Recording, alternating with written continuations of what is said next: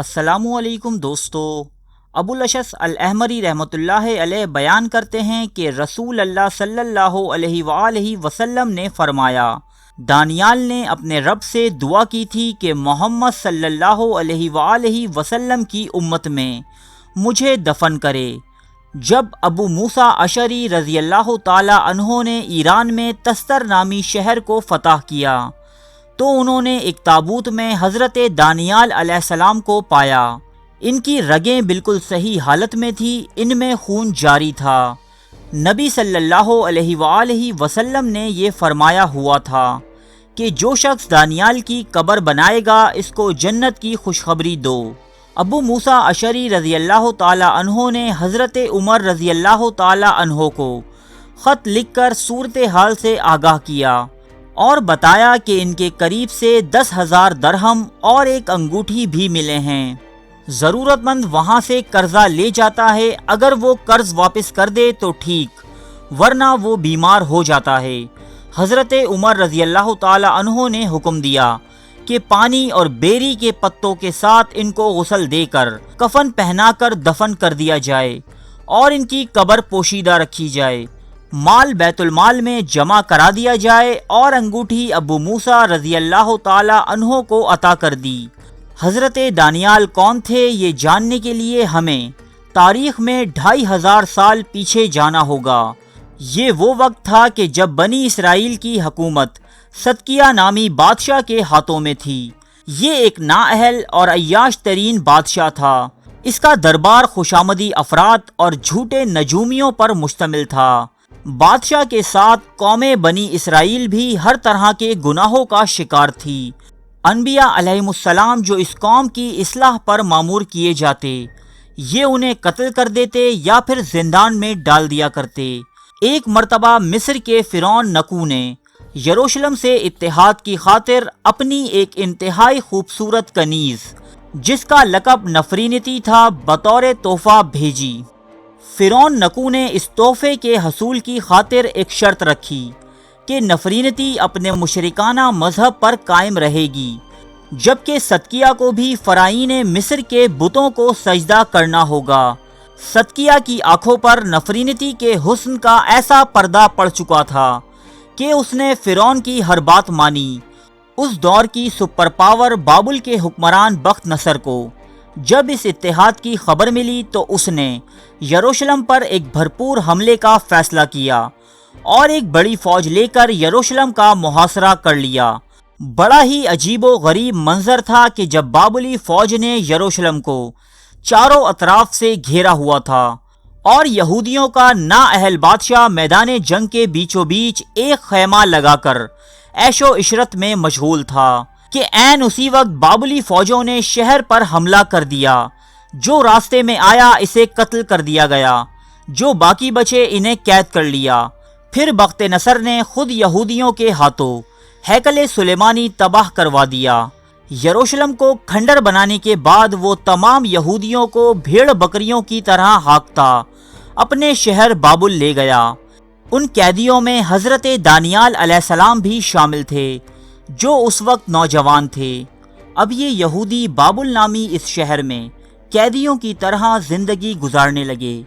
ایک مرتبہ بابل کے بادشاہ بخت نصر نے تواتر کے ساتھ ایک خواب دیکھا جس کی تعبیر کی خاطر بخت نصر نے ملک کے تمام نجومیوں اور جادوگروں کو طلب کیا اور انہیں حکم دیا کہ پہلے وہ بادشاہ کا خواب بیان کریں اور پھر اس کی تعبیر بھی بتائیں، اور اگر یہ ایسا نہ کر سکے تو ان کے ٹکڑے ٹکڑے کر دیے جائیں گے۔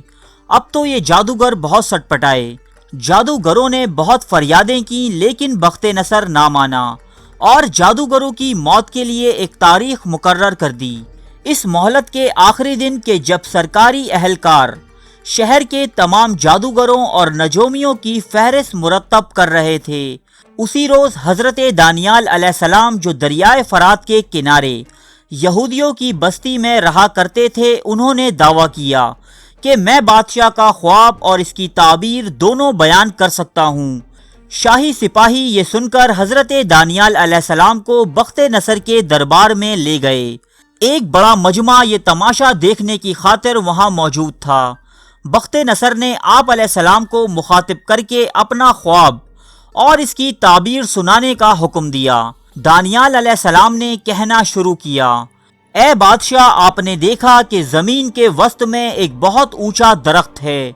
آپ ابھی اسے دیکھ ہی رہے تھے کہ ایک فرشتہ آسمان سے اترا اور اس نے کہا، اس درخت کو کاٹو، اس کی شاخیں تراش دو اور اس کے پتے جھاڑ دو، اس کے پھل بکھیر دو، تاکہ سب جان لیں کہ حق تعالیٰ ہی تمام عالمین پر حکمرانی کرتا ہے۔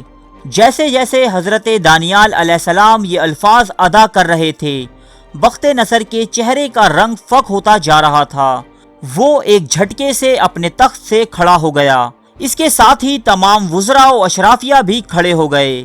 اب بخت نصر نے کہا، اے عبرانیوں کے نبی، تو نے جو کچھ کہا حرف بحرف سچ کہا، اب اس کی تعبیر بھی بیان کر۔ اس پر حضرت دانیال علیہ السلام نے فرمایا کہ آپ کے خواب کی تعبیر دراصل حق تعالیٰ کی طرف سے ایک انتباہ ہے۔ خواب میں موجود درخت سے مراد دراصل آپ خود ہیں۔ جس طرح دنیا کی پچھلی تمام سلطنتیں تباہ و برباد ہو گئیں، اس طرح آپ کی سلطنت بھی مٹ جائے گی۔ بخت نصر نے دریافت کیا کہ میرے لیے کوئی نصیحت، جس پر دانیال علیہ السلام نے فرمایا کہ اپنی خطاؤں کو صداقت اور اپنی بد کرداری کو مسکینوں پر رحم سے دور کیجیے۔ یہ سن کر بخت نصر نے دربار میں اعلان کیا کہ ہر خاص و عام کو مطلع کر دیا جائے کہ عبرانیوں کے اس فرد میں مقدس روح کام کر رہی ہے، اس کے لیے کوئی راز نہیں، اس کا معبود تمام معبودوں کا معبود ہے، اس دانش مند کی تعظیم و تکریم سب پر فرض ہے۔ پھر بخت نصر نے حضرت دانیال علیہ السلام کو قیمتی تحائف سے نوازا اور اپنے مشیر خاص کے عہدے سے سرفراز کیا۔ جلد ہی اس خواب کی تعبیر پوری ہوئی اور بخت نصر مر گیا۔ بخت نصر کے بعد اس کے جانشین نہایت نااہل ثابت ہوئے اور انہوں نے حضرت دانیال علیہ السلام کو بابل کے دربار سے الگ کر دیا۔ پھر وہ واقعہ پیش آیا کہ جب ایک پراسرار ہاتھ نے شاہی محل کی دیوار پر منے تکیل و فرسین لکھ دیا اور اس کی تعبیر کے لیے حضرت دانیال علیہ السلام کو ایک مرتبہ پھر دربار میں بلایا گیا۔ اس واقعے کی تفصیلات آپ ہماری ویڈیو ذوالقرنین کون تھے نامی ویڈیو میں دیکھ سکتے ہیں۔ جلد ہی ایران کے بادشاہ سائرس دی گریٹ نے بابل کو فتح کر لیا اور یہودیوں کو بابل سے آزادی دلوائی۔ حضرت دانیال سے متعلق ایک روایت یہ بھی ملتی ہے کہ جب بادشاہ وقت دارا اول نے انہیں اپنا وزیر اعظم بنانا چاہا تو دیگر وزراء و عمرا نے حسد کا شکار ہو کر بادشاہ کو آپ کے خلاف ورغلا دیا کہ دانیال ہمارے مذہب کے خلاف بغاوت کر رہا ہے، جس پر بادشاہ نے انہیں ایک ایسے کنویں میں ڈال دیا جس میں شیروں کا بسیرا تھا، لیکن اللہ پاک کے حکم سے شیروں نے انہیں کوئی تکلیف نہ پہنچائی، جس سے بادشاہ وقت یعنی دارا بھی آپ کا عقیدت مند ہو گیا۔ حضرت دانیال علیہ السلام کا مقبرہ ایران کے شہر شوش میں آج بھی موجود ہے۔ ارے فرینڈز، ایک منٹ، آپ ایسے ہی جا رہے ہیں؟ اتنی محنت سے ویڈیو بنائی ہے، ایک لائک تو بنتا ہے نا؟ اور دوسرا یہ کہ آپ ہمیں اتنی بڑی دنیا میں دوبارہ کیسے ڈھونڈیں گے؟ تو اس کا حل یہ ہے کہ آپ ہمارے چینل کو سبسکرائب کر لیجئے اور اس بیل کے آئیکن کو کلک کر دیجئے۔ اس طرح ہمارے آنے والی تمام ویڈیوز آپ تک پہنچتی رہیں گی۔ ارے ڈریے مت، یہ بالکل فری ہے۔